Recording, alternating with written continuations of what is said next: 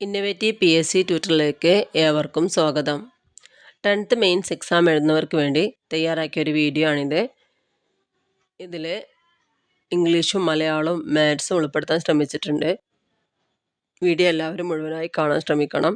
Video ഇഷ്ടപ്പെടുകയാണെങ്കിൽ ലൈക്കും സബ്സ്ക്രൈബും ചെയ്യണേ. വീഡിയോ ഉപകാരമെന്ന് തോന്നുകയാണെങ്കിൽ നിങ്ങളുടെ ഫ്രണ്ട്സിനും കൂടെ ഷെയർ ചെയ്യാനും മറക്കല്ലേ. അപ്പോൾ ഒന്നാമത്തെ ക്വസ്റ്റ്യൻ ഇതാണ്: ശരിയായ ജോഡി കണ്ടെത്തുക.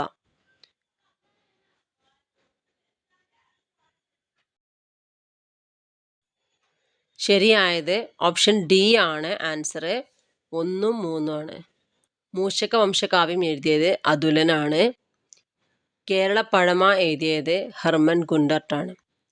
തൂഫത്തുൽ മുജാഹിദീൻ എഴുതിയത് ഷെയ്ഖ് സൈനുദ്ദീൻ മഖ്ദൂമാണ്. അദ്ദേഹം പൊന്നാനിക്കാരനാണ്. ഇത് 16-ാം നൂറ്റാണ്ടിലാണ് എഴുതിയിട്ടുള്ളത്. ഇത് എഴുതിയ ഭാഷ എന്ന് പറയുന്ന അറബി ഭാഷയിലാണ് തൂഫത്തുൽ മുജാഹിദീൻ എഴുതിയിട്ടുള്ളത്. ഇത് ബീജാപ്പൂർ സുൽത്താനായ അലി ആദിൽ ഷാക്ക് വേണ്ടിയിട്ട് സമർപ്പിക്കപ്പെട്ട ഗ്രന്ഥമാണ്. അടുത്ത ക്വസ്റ്റ്യൻ: ഇന്ത്യൻ നാഷണൽ കോൺഗ്രസ് സംഘടനയുമായി യോജിക്കാത്ത പ്രസ്താവന ഏത്?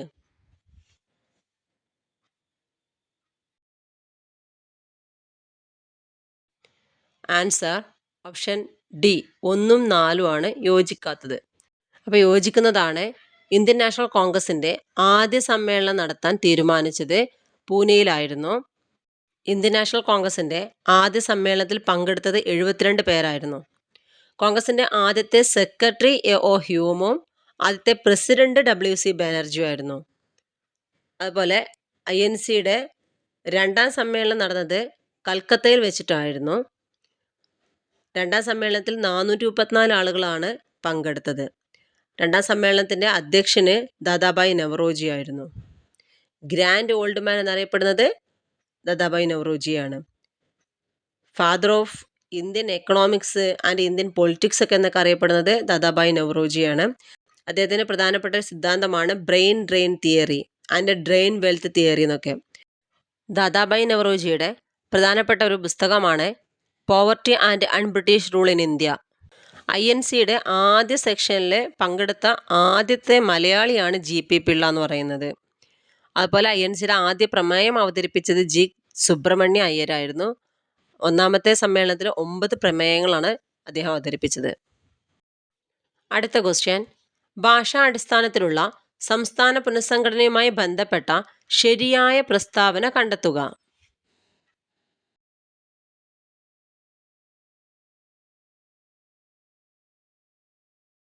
ആൻസർ ഓപ്ഷൻ സി ആണ്. 1 ഉം 2 ഉം 4 ആണ് ശരിയായത്. 1953 ഒക്ടോബർ 1 ആന്ധ്ര സംസ്ഥാനം നിലവിൽ വന്നു.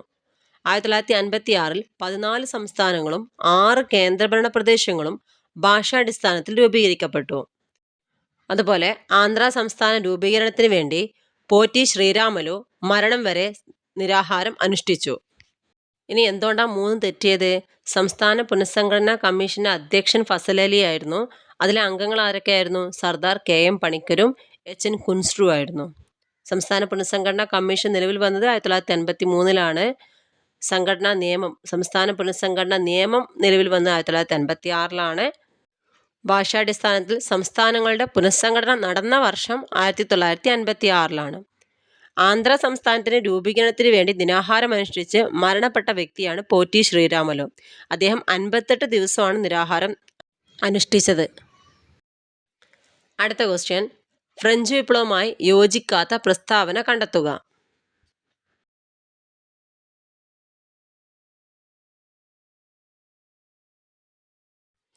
ആൻസർ ഓപ്ഷൻ ബി 1 ഉം 3 ആണ് യോജിക്കാത്തത്. അപ്പോൾ യോജിക്കുന്നത് ഏതൊക്കെയാണ്? ടെന്നീസ് കോർട്ടിലെ പ്രതിജ്ഞ ഫ്രഞ്ച് വിപ്ലവവുമായി ബന്ധപ്പെട്ടതാണ്. മൊണ്ടസ്ക്യൂ, റൂസോ, ജോൺ ലോക്ക് തുടങ്ങിയവർ ഫ്രഞ്ച് വിപ്ലവത്തെ സ്വാധീനിച്ച ചിന്തകരായിരുന്നു. ഒന്നാമത്തെ പ്രസ്താവന എന്താണ് തെറ്റിയത്? ഫ്രഞ്ച് വിപ്ലവത്തിൻ്റെ സമയത്ത് ഫ്രാൻസിലെ ചക്രവർത്തി ലൂയിസ് 14 അല്ല, ഇതിൽ തന്നിരിക്കുന്നത് 14-മനായിരുന്നു എന്നാണ്. അല്ല, 16-മനായിരുന്നു കേട്ടോ. 14 അല്ല, 16 ഫ്രഞ്ച് വിപ്ലവ സമയത്ത് ഫ്രാൻസിലെ ചക്രവർത്തി ലൂയി 16-മനായിരുന്നു. അതുപോലെ മൂന്നാമത്തെ എന്താണ് തെറ്റിയിട്ടുള്ളത്? പ്രാതിനിധ്യമില്ലാത്ത നികുതിയില്ല എന്നത് ഫ്രഞ്ച് വിപ്ലവത്തിൻ്റെ മുദ്രാവാക്യമല്ല, അത് അമേരിക്കൻ സ്വാതന്ത്ര്യ സമരത്തിൻ്റെ മുദ്രാവാക്യമാണ്. അപ്പോൾ ഫ്രഞ്ച് വിപ്ലവത്തിൻ്റെ മുദ്രാവാക്യം എന്താണ്? അതിൻ്റെ ആശയങ്ങൾ അല്ലെങ്കിൽ മുദ്രാവാക്യമായിട്ട് പറയുന്നത് സ്വാതന്ത്ര്യം, സമത്വം, സാഹോദര്യം എന്നതാണ് ഫ്രഞ്ച് വിപ്ലവത്തിൻ്റെ മുദ്രാവാക്യമായിട്ട് പറയുന്നത്. അതുപോലെ ഫ്രഞ്ച് വിപ്ലവത്തിന് ഉത്തേജനം നൽകിയ ചിന്തകരാണ് റൂസോ, വോൾട്ടയർ, മൊണ്ടസ്ക്യൂ.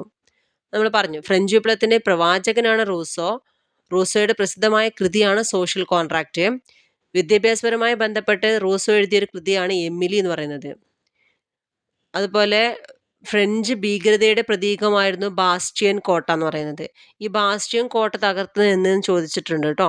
1789 ജൂലൈ 14 അതുപോലെ ടെന്നീസ് കോർട്ട് പ്രതിജ്ഞ നടന്ന വർഷം ഏതെന്ന് ചോദിച്ചിട്ടുണ്ട്. വിത്ത് ഡേറ്റ് വെച്ചിട്ട് ചോദിക്കാറുണ്ട്. പഴയ ക്വസ്റ്റ്യൻ പേപ്പറിലൊക്കെ ചോദിച്ചിട്ടുണ്ട്. 1789 ജൂൺ 20 ടെന്നീസ് കോർട്ട് പ്രതിജ്ഞ നടന്നത്. അതുപോലെ രാജവാഴ്ച അവസാനിപ്പിച്ച് റിപ്പബ്ലിക് ഭരണത്തിന് വേണ്ടി നിലകൊണ്ട പ്രസ്ഥാനമാണ് ജാക്കോബിൻ ക്ലബ്ബ്. ഈ ജാക്കോബിൻ ക്ലബിൻ്റെ നേതാവായിരുന്നു റോബസ്പിയർ. അതുപോലെ ഫ്രഞ്ച് വിപ്ലവത്തിൻ്റെ ശിശു എന്നറിയപ്പെടുന്നത് നെപ്പോളിയൻ ബോണപ്പാർട്ടാണ്. ഇപ്പോഴും മാറിപ്പോകുന്നതാണ്. ഞാനാണ് രാഷ്ട്രം എന്ന് പറഞ്ഞത് ലൂയി 14 എനിക്ക് ശേഷം പ്രളയം എന്ന് പറഞ്ഞ ലൂയി 15 വിപ്ലവം നടന്നത് ലൂയി 16 കാലത്താണ്. ഞാനാണ് വിപ്ലവം എന്ന് പ്രഖ്യാപിച്ചത് നെപ്പോളിയൻ ബോണപ്പാർട്ടാണ്. അടുത്ത ക്വസ്റ്റ്യൻ, ഭൂമിയുടെ ആന്തരിക ഘടനയുമായി ബന്ധപ്പെട്ട ശരിയായ പ്രസ്താവന ഏത്?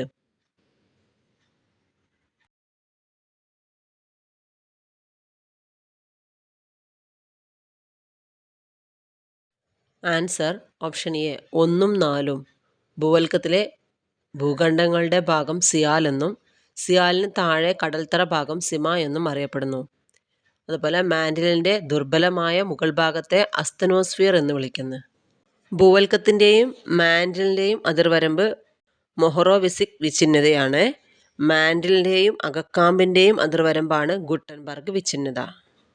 ഭൂവൽക്കവും മാൻഡിലിൻ്റെ ഉപരിഭാഗവും ചേരുന്ന ഭാഗമാണ് ലിത്തോസ്ഫിയർ.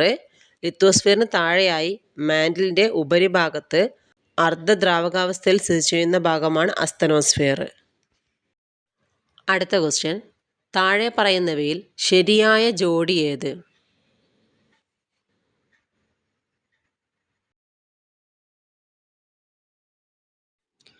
ആൻസർ ഓപ്ഷൻ ബി 1ഉം 2ഉം ശരിയായത്. ട്രോപ്പോസ്ഫിയർ കാലാവസ്ഥാ പ്രതിഭാസങ്ങൾ ഉണ്ടാക്കുന്നു. അയണോസ്ഫിയർ റേഡിയോ തരംഗങ്ങൾ. ഭൂമിയുടെ പ്രതലത്തോട് ഏറ്റവും ചേർന്നുള്ള അന്തരീക്ഷപാളിയാണ് ട്രോപ്പോസ്ഫിയർ. ദൈനംദിന കാലാവസ്ഥാ വ്യതിയാനത്തിന് കാരണമാകുന്ന മണ്ഡലമാണ് ട്രോപ്പോസ്ഫിയർ. അതായത് മേഘരൂപീകരണം, മഴ, മഞ്ഞ്, കാറ്റ്, ഇടിമിന്നൽ തുടങ്ങിയ എല്ലാ അന്തരീക്ഷ പ്രതിഭാസങ്ങളും സംഭവിക്കുന്നത് ട്രോപ്പോസ്ഫിയറിലാണ്. നാം അധിവസിക്കുന്ന അന്തരീക്ഷ മണ്ഡലം ട്രോപ്പോസ്ഫിയർ ആണ്. അതുകൊണ്ട് തന്നെ ഇതിനെ മാനവരാശിയുടെ ഭവനം എന്നറിയപ്പെടുന്നത് ട്രോപ്പോസ്ഫിയറിനെയാണ്. ട്രോപ്പോസ്ഫിയറിനെയും സ്ട്രാറ്റോസ്ഫിയറിനെയും വേർതിരിക്കുന്ന മേഖല ട്രോപ്പോപാസ് ആണ്. അതുപോലെ ഈ ട്രോപ്പോസ്ഫിയറിൻ്റെ പ്രത്യേകത എന്ന് വെച്ചാൽ ട്രോപ്പോസ്ഫിയറിലെ താപനില ഉയരുന്നതിനനുസരിച്ച് ഓരോ 125 മീറ്ററിനും 1 ഡിഗ്രി സെൽഷ്യസ് എന്ന തോതിൽ താപം കുറഞ്ഞു വരുന്ന പ്രക്രിയ കാണാൻ പറ്റും. ഇതിനെ ക്രമമായ താപനഷ്ട നിരക്ക് എന്ന് പറയും. അതുപോലെ നമ്മുടെ ഓസോൺ പാളി കാണപ്പെടുന്നത് സ്ട്രാറ്റോസ്ഫിയറിലാണ്. ട്രോപ്പോസ്ഫിയറിന് മുകളിൽ 20 കിലോമീറ്റർ മുതൽ 50 കിലോമീറ്റർ വരെ വ്യാപിച്ച് കിടക്കുന്ന അന്തരീക്ഷ മണ്ഡലമാണ് സ്ട്രാറ്റോസ്ഫിയർ. വായുവിൻ്റെ തിരശ്ചീന ചലനം മൂലം വിമാനങ്ങളുടെയും ജെറ്റ് വിമാനങ്ങളുടെയും ഒക്കെ സഞ്ചാരത്തിന് സഹായകമായ മണ്ഡലമാണ് സ്ട്രാറ്റോസ്ഫിയർ. ഈ സ്ട്രാറ്റോസ്ഫിയറിനെയും മീസോസ്ഫിയറിനെയും വേർതിരിക്കുന്ന പാളിയാണ് സ്ട്രാറ്റോപാസ്. അതുപോലെ അന്തരീക്ഷത്തിലെ ഏറ്റവും താഴ്ന്ന ഊഷ്മാവ് അനുഭവപ്പെടുന്ന മണ്ഡലം മീസോസ്ഫിയർ ആണ്. ഉൽക്കാവർഷ പ്രദേശം എന്നറിയപ്പെടുന്നതും മീസോസ്ഫിയറിനെയാണ്. അന്തരീക്ഷത്തിലെ താപനില ഏറ്റവും കൂടിയ പാളി തെർമോസ്ഫിയർ ആണ്. റേഡിയോ പാളികളുടെ ദീർഘദൂര പ്രേക്ഷണം സാധ്യമാകുന്ന അന്തരീക്ഷ പാളി അയണോസ്ഫിയർ ആണ്. വാർത്താവിനിമയ കൃത്രിമോപഗ്രഹങ്ങളൊക്കെ സ്ഥിതി ചെയ്യുന്ന മണ്ഡലം എന്ന് പറഞ്ഞാൽ അയണോസ്ഫിയർ ആണ്. അടുത്ത ക്വസ്റ്റ്യൻ, ശരിയായ ജോഡി കണ്ടെത്തുക എന്നതാണ്.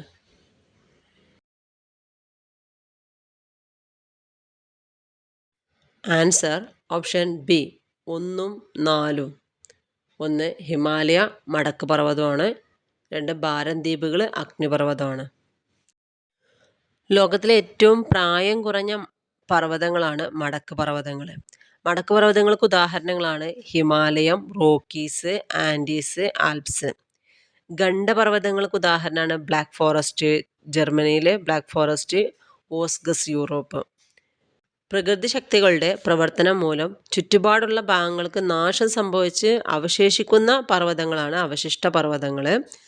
അവശിഷ്ട പർവ്വതങ്ങൾക്ക് ഉദാഹരണമാണ് ആരവല്ലി. ഇന്ത്യയിലെ ആരവല്ലി പർവ്വതനിര അവശിഷ്ട പർവ്വതമാണ്. അതുപോലെ അമേരിക്കയിലെ അപ്പലേച്യനും അവശിഷ്ട പർവ്വതത്തിന് ഉദാഹരണമാണ്. താഴെ പറയുന്നവയിൽ ശരിയായ പ്രസ്താവന കണ്ടെത്തുക.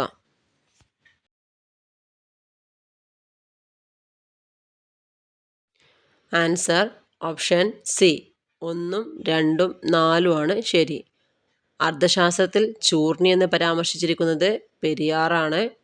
ചാലക്കുടി പുഴ ആനമലയിൽ നിന്ന് ഉത്ഭവിക്കുന്നു. കബനി നദി കാവേരി നദിയിൽ ചേരുന്നു. മൂന്നാമത്തേൽ പമ്പാ നദി പതിക്കുന്നത് വേമ്പനാട്ട് കായലിലാണ്. പമ്പയുടെ ദാനം എന്നറിയപ്പെടുന്നത് കുട്ടനാടാണ്. ആറന്മുള ഉത്രട്ടാതി വള്ളംകളി നടക്കുന്നത് പമ്പാ നദിയിലാണ്. ചമ്പക്കുളം മൂലം വള്ളംകളി നടക്കുന്നതും പമ്പാ നദിയിലാണ്. രാജീവ് ഗാന്ധി ട്രോഫി വള്ളംകളി നടക്കുന്നതും പമ്പാ നദിയിലാണ്. അതുപോലെ ആലുവ പുഴ എന്നറിയപ്പെടുന്ന നദി പെരിയാറാണ്. കേരളത്തിലെ ജീവരേഖ എന്നറിയപ്പെടുന്ന നദി പെരിയാറാണ്. അർത്ഥശാസ്ത്രത്തിൽ ചൂർണി എന്ന് പ്രതിപാദിച്ചിരിക്കുന്ന നദി പെരിയാറാണ്. ശങ്കരാചാര്യർ പൂർണ്ണ എന്ന് പരാമർശിച്ച നദിയും പെരിയാറാണ്. നിള എന്നറിയപ്പെടുന്ന നദി ഭാരതപ്പുഴയാണ്. കേരളത്തിൻ്റെ നൈൽ എന്നറിയപ്പെടുന്ന നദി ഭാരതപ്പുഴയാണ്. ശോകനാശിനി പുഴ എന്നറിയപ്പെടുന്നതും ഭാരതപ്പുഴയാണ്. ഇങ്ങനെ ശോകനാശിനി പുഴ എന്ന് ഭാരതപ്പുഴയെ വിശേഷിപ്പിച്ചത് തുഞ്ചത്ത് രാമാനുജൻ എഴുത്തച്ഛനാണ്. പൊന്നാനിപ്പുഴ എന്നറിയപ്പെടുന്നതും ഭാരതപ്പുഴ തന്നെയാണ്. പ്രാചീന കാലത്ത് പേരാർ എന്നറിയപ്പെട്ടത് ഭാരതപ്പുഴയാണ്. പ്രാചീന കാലത്ത് ബാരിസ് എന്നറിയപ്പെട്ടത് പമ്പയാണ്. ദക്ഷിണ ഭാഗീരഥി എന്നറിയപ്പെടുന്നതും പമ്പയാണ്. തിരുവിതാംകൂറിൻ്റെ ജീവനാടി എന്നറിയപ്പെടുന്നതും പമ്പയാണ്. പയസ്വിനി എന്നറിയപ്പെടുന്ന നദി ചന്ദ്രഗിരി പുഴയാണ്. തലയാർ എന്ന് തുടക്കത്തിൽ അറിയപ്പെടുന്ന നദി പാമ്പാറാണ്. കല്ലായിപ്പുഴ, ബേപ്പൂർ പുഴ എന്നിങ്ങനെ അറിയപ്പെടുന്ന നദി ചാലിയാറാണ്. മൂരാട് പുഴ എന്നറിയപ്പെടുന്നത് കുറ്റ്യാടിപ്പുഴയാണ്. കേരളത്തിലെ മഞ്ഞ നദി എന്നറിയപ്പെടുന്നത് കുറ്റ്യാടിപ്പുഴ. അടുത്ത ക്വസ്റ്റ്യൻ, ശരിയായ ജോഡി കണ്ടെത്തുക.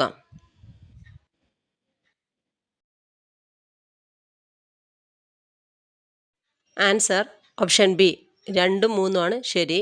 മേട്ടൂർ ഡാം കാവേരി നദിയിലും തെഹരി ഡാം ഭഗീരഥി നദിയിലാണ്. പോങ് ഡാങ് ബിയാസ് നദിയിലാണ്. ജവഹർ സാഗർ ഡാം ചമ്പൽ നദിയിലുമാണ്. അടുത്ത ക്വസ്റ്റ്യൻ, പൊയ്കയിൽ ശ്രീ കുമാരഗുരുദേവനുമായി യോജിക്കാത്ത പ്രസ്താവന ഏത്? ആൻസർ ഓപ്ഷൻ ബി 3 മാത്രമാണ് യോജിക്കാത്തത്. യോഗക്ഷേമ സഭയുമായി ചേർന്ന് പ്രവർത്തിച്ചു എന്നുള്ളത് തെറ്റാണ്. യോഗക്ഷേമ സഭയുമായി ബന്ധപ്പെട്ടത് വി.ടി. ഭട്ടത്തിരിപ്പാടാണ്. പൊയ്കയിൽ ശ്രീ കുമാരഗുരുദേവനുമായി യോജിക്കുന്ന പ്രസ്താവനകളാണ്. പത്തനംതിട്ട ജില്ലയിലെ ഇരവിപേരൂരിലാണ് ജനിച്ചത്. പ്രത്യക്ഷരക്ഷാ ദൈവസഭ സ്ഥാപിച്ചു. ശ്രീമൂലം പ്രജാസഭയിൽ 1921 1931 അംഗമായി. പ്രത്യക്ഷരക്ഷാ ദൈവസഭ സ്ഥാപിച്ച വർഷം 1909 പ്രത്യക്ഷരക്ഷാ ദൈവസഭയുടെ ആസ്ഥാനം ഇരവിപേരൂറാണ്. രത്നമണികൾ എന്ന കവിതാ സമാഹാരം രചിച്ചത് പൊയ്കയിൽ യോഹന്നാനാണ്. അടിലഹള എന്നറിയപ്പെടുന്ന പ്രക്ഷോഭം നടത്തിയത് പൊയ്കയിൽ യോഹന്നാനാണ്. അടുത്തത് മലയാളമാണ്. കണ്ടു എന്നത് പിരിച്ചെഴുതുക. ആൻസർ ഓപ്ഷൻ സി കൺ പ്ലസ് തു ആണ് കണ്ടു. അടുത്ത ക്വസ്റ്റ്യൻ, കൂട്ടത്തിൽ പെടാത്തത് ഏത്? ആൻസർ ഓപ്ഷൻ ഡി കൈതവം. ആദർശം എന്നതും ദർപ്പണം എന്നതും കണ്ണാടി എന്നതും ഒക്കെ കണ്ണാടി തന്നെയാണ്. അടുത്ത ക്വസ്റ്റ്യൻ, മടി പ്ലസ് ശീല ചേർത്തെഴുതിയ രൂപമാണ്. ആൻസർ ഓപ്ഷൻ ഡി മടിശീല. അടുത്ത question, apple of the eye എന്ന ഇംഗ്ലീഷ് ശൈലിയുടെ വിവർത്തനമാണ്. Answer B കണ്ണിലുണ്ണി. അടുത്ത ക്വസ്റ്റ്യൻ, ഡാഷ് ആണ് ഉന്മീലനത്തിൻ്റെ വിപരീത രൂപം. ആൻസർ ഓപ്ഷൻ ബി നിമീലനം. അടുത്ത ക്വസ്റ്റ്യൻ, 250 മീറ്റർ നീളമുള്ള ഒരു ട്രെയിൻ 150 മീറ്റർ നീളമുള്ള ഒരു പാലം കടക്കാൻ 30 സെക്കൻഡ് എടുത്താൽ അതിൻ്റെ വേഗത എന്ത്? Answer option C 48 kilometre per മണിക്കൂർ. അതായത് 250ഉം 150ഉം കൂടെ കൂട്ടിയിട്ടുണ്ടെങ്കിൽ 400 കിട്ടും.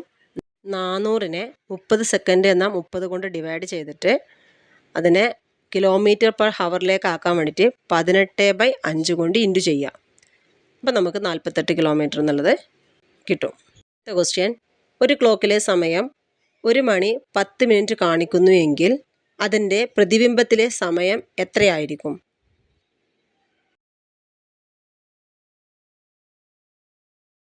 ആൻസർ ഓപ്ഷൻ എ 10 മണി 50 മിനിറ്റ്. അതായത് 11:60 നിന്നും 1:10 കുറക്കുമ്പോൾ 10:50 നമുക്ക് കിട്ടും. തന്നിരിക്കുന്ന സമയം 12 മണിക്ക് ഉള്ളിലുള്ള സമയമാണെങ്കിൽ അത് 11:60 നിന്നും കുറക്കണം. 12ൽ കൂടുതലുള്ള സംഖ്യ ആണെങ്കിൽ 23:60 നിന്നും കുറച്ച് നമുക്ക് കണ്ണാടിയിലെ പ്രതിബിംബം കാണാവുന്നതാണ്. അടുത്ത question, identify the correct indirect or reported speech of the given sentence. I am waiting for Meenu, she said.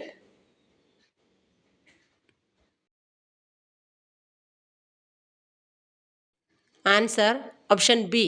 She said that she was waiting for Meenu. അടുത്ത question, by the time it started raining, we dash home. Answer option B. had reached. അടുത്ത question, I dashed play violin when I was a child. Answer option D. could. അടുത്ത question, we have moved dash from that location. Answer option C. ourselves. അടുത്ത question, the cat was sleeping dash the tree. Answer option A. under. അടുത്ത question, as little Albert could not dash his nagging grandmother, he decided to leave home. Answer option B. put up with. അടുത്ത question, mister Gopal accompanied by his 2 managers dash leaving for London. Answer option B. is.